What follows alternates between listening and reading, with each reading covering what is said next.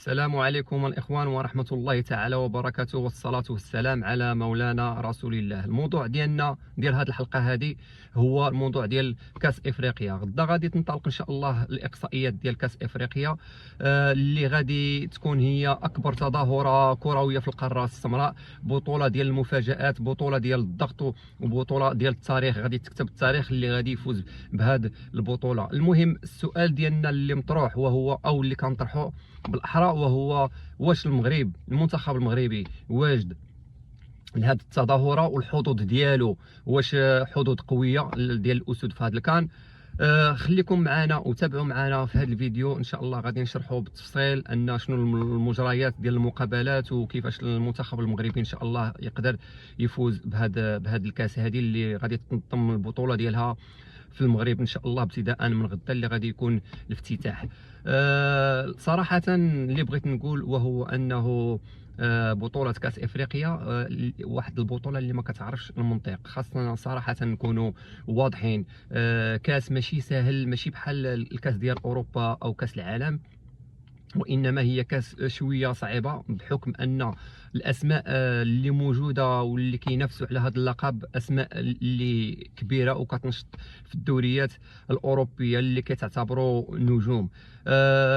بالنسبه اللي غادي يفوز بهذا الكاس غادي يكون موجد، يعني يكون موجد مزيان، وغادي يكون عنده واحد التركيز ذهني. والتركيز الذهني انا بالنسبه لي كنعتبره اكثر من النجومي، اكثر من اللاعبين اللي كيكونوا نجوم، واللي كيكون مركز ذهنيا واخلاقيا في الملعب وتكتيكيا هو اللي غادي يقدر يفوز بهذا الكاس هذه. المغرب داخل صراحه انه مرشح، هو اللي مرشح من بين مجموعه ديال الدول، منها نذكر على سبيل المثال مصر، الجزائر، تونس، نيجيريا، جنوب افريقيا. المهم العديد ديال المنتخبات اللي داخلين لهذا الكاس وعارفين انهم يعني عندهم طموح انهم باغيين ياخذوا هذه الكاس هذه، بحكم ان كي قلت مسبقا اللاعبين كينشطوا في الدوريات الاوروبيه، يعني انهم مولفين بالطقس، بالبروده ديال الطقس اللي كتعرفها المملكه هذه الايام هذه. كيلعبوا في احسن الملاعب العالميه، يعني كل الظروف مواتيه لهذه الفروق هذه ان شاء الله باش تكون يعني كتلعب ادوار طلائعيه. ولما لا لمنتخبنا الوطني اللي كنشجعوه من قلوبنا واخا حنا بعاد، ان شاء الله يقدر يفوز بهذا الكاس الغاليه. كي قلت لكم المنتخب المغربي هو احد المنتخبات المرشحه ديال باش يفوز بهذا الكاس، على اعتبار ان النتائج اللي حققها في المونديال والسمعه ديالو الكبيره واللاعبين المحترفين اللي كينشطوا في الدوريات الاوروبيه. هذا الشيء يقدر يعطي واحد كي كنقولوا صراحه طاقه ايجابيه، وما غاديش يكون عائق. وبالنسبه ان حتى الجمهور اللي غادي يكون واحد النقطه قويه في التحول ديال المباريات، الجمهور اللي خصو يساند المنتخب الوطني من اول دقيقه في بدايه هذه الدوره هذه الى اخر دقيقه ان شاء الله باش نفوزوا بهذا الكاس. النقاط ديال القوه صراحه ديال المنتخب المغربي اللي كنشوفها هي نقاط جد جد جد ايجابيه. منها عندنا واحد الدفاع اللي منظم تكتيكيا، الحارس بلا ما نشكروه، حارس بونو اللي حارس عملاق، حارس عالمي اللي كينشط في الدوري الاسباني بعد ما كان كينشط في عفوا في الدوري السعودي بعد ما كان كينشط في الدوري الاسباني. لاعبين مجربين ومحترفين، نذكروا على سبيل المثال اشرف حكيمي اللي فاز بالكره الذهبيه الافريقيه.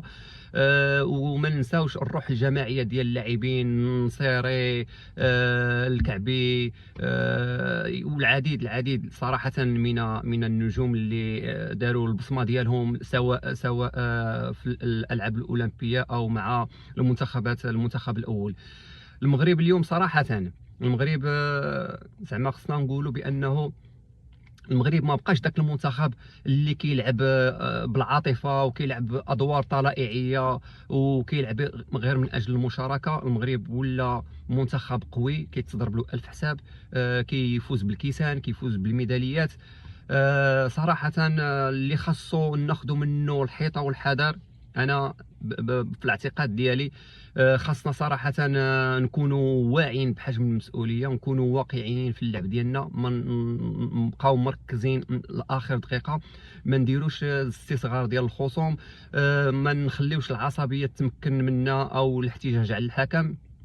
كيف ما كنعرفوا حنايا بالنسبه للقاره الافريقيه صراحه التحكيم فيها بعض المرات كنديروا عليه واحد العلامات الاستفهام. اي غلطه صغيره ممكن الفريق يدي ثمن غالي. المنافسين قويين، منافسين ماشي سهلين. الفريق السنغالي فريق كبير وجاي عازم انه يدي الكاس. عندنا كما قلت الكوت ديفوار، نيجيريا، الجزائر، مصر. صراحه هادو كلهم فروق اللي ماشي سهل انك تنافسهم. ولكن صراحه المغرب الفرق كلها ولات كتخاف منه، ولات كتهاب منه طريقه اللعب ديالو. كيف ما شفنا كيف ما قلت في المونديال ولا في الملتقيات كلها، ولا ونشير بالذكر حتى المباريات اللي لعبها المنتخب الوطني مؤخرا، انه حتى من الرقم القياسي وصلنا تقريبا على ما اعتقد 17 او 18 الماتش اللي ما انهزمناش فيهم. فالمنتخب المغربي كيحطم رقم قياسي عالمي.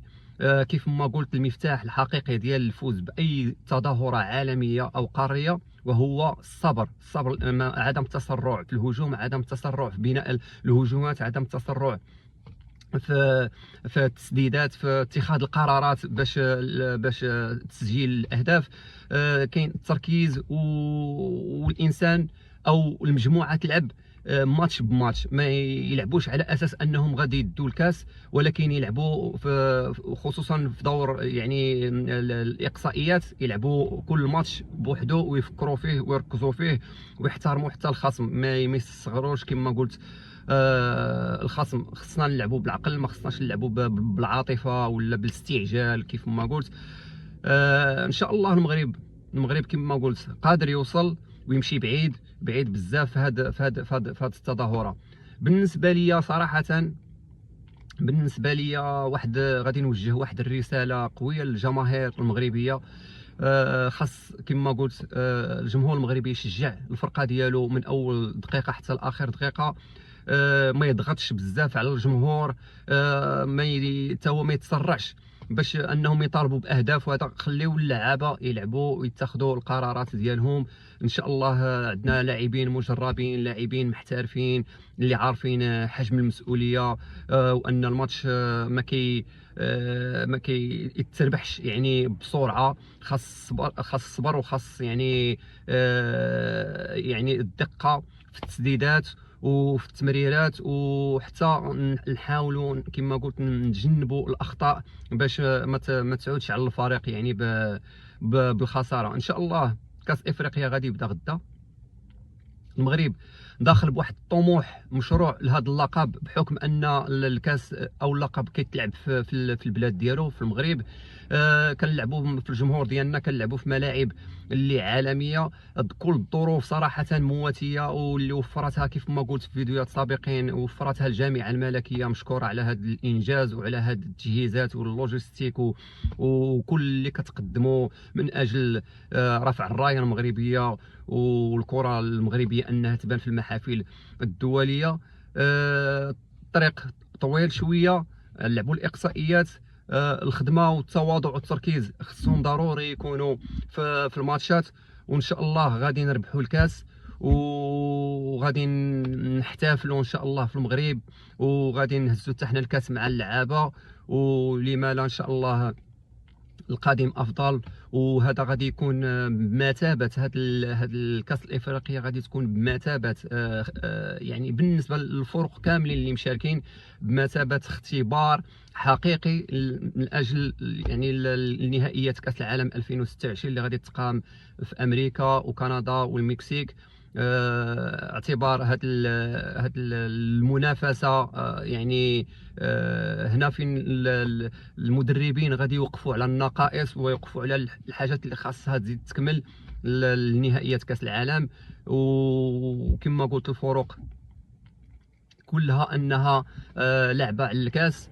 الفرق كلها غادي دير كل ما في جهدها انها باش تقدم صوره ايجابيه، كل منتخب باش يقدم صوره ايجابيه لبلادو. حنا اللي كيهمنا وهو نتكلموا على المنتخب ديالنا المغربي اللي كنتمناو له صراحه حظ موفق، ما كتنقصنا حتى شي حاجه، كل الامكانيات موجوده. اللاعبين عندنا خزان من اللاعبين ما شاء الله اللي كيشطوا في الدوريات الاوروبيه واسيا وجميع الدوريات في العالم. ناقصنا هذا الكاس هذا اللي صراحه كيسيل عليه كثير من الحبر. الصحفيين بزاف كيقولوا المغرب واخا وصل لكاس العالم يعني ودار نتائج مزيانه في كاس العالم، وخدا الشان وخدا الكاس ديال العرب جوج المرات، وخدا بطل العالم كاس العالم لسن 17 سنه، الالعاب الاولمبيه البرونزيه 23 سنه. يعني ناقصنا هذا الكاس اللي صراحه حنا متعطشين له بزاف وباغيين نفرحوا به، واللي غادي يكون انطلاقه عاوتاني لينا ايجابيه لكاس العالم ان شاء الله في الولايات المتحده الامريكيه. وان شاء الله انا كنوعدكم غادي ندير لكم فيديوهات خطيرين بزاف هنا في على نيويورك وعلى الاماكن اللي ان شاء الله اللي غادي المتفرجين اللي غادي يجيو يتفرجوا فين خصهم يمشيو، شنو خصهم يديروا، وسائل المواصلات اللي غادي ياخذوا. بالنسبه حتى ما ننساوش حتى المحلات ديال الاكل، المطاعم ديال الاكل، المحلات ديال اللبس اللي بغى يشري شي حاجه، الملعب فين كيتوجد. يعني هذه الامور كلها ان شاء الله انا غادي نديرها، ولكن دابا التركيز ديالنا على كاس افريقيا. كنوعدكم ندير لكم فيديوهات غادي يكونوا طوب ان شاء الله. باش نختم ان شاء الله هذا الفيديو هذا، نبغي نقول لكم واحد السؤال: واش المغرب قادر انه يدي كاس افريقيا؟ اعطيونا التعليقات ديالكم، شاركونا في التعليقات، شاركونا بلايك وشير هذا الفيديو هذا، وان شاء الله انا غادي نرد عليكم في التعليقات، نشوفوا نناقشوا هذا الموضوع هذا.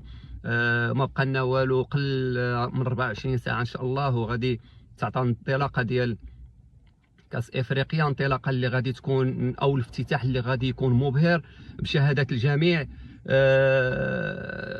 الجامعه او الكونفدراليه الافريقيه تحدثوا على انه غادي يكون كاس مشهود للتاريخ، غادي يكون احسن كاس كيتنظم على صعيد كل الكؤوس اللي كانت دازت. ان شاء الله غادي يكون افتتاح في المستوى، هذا الشيء ما فيه شك. حنا تايقين في القدرات ديال المنظمين والمسيرين واللي ساهرين على هذه التظاهره الصراحه الكبيره. ان شاء الله غدا المنتخب المغربي غادي يدير الافتتاح، وغدا ان شاء الله غادي يدير الكلمه ديالو، وغادي تكون انطلاقه ديالو في هذا المشوار ديال هذه المنافسه. حظ موفق والسلام عليكم ورحمه الله.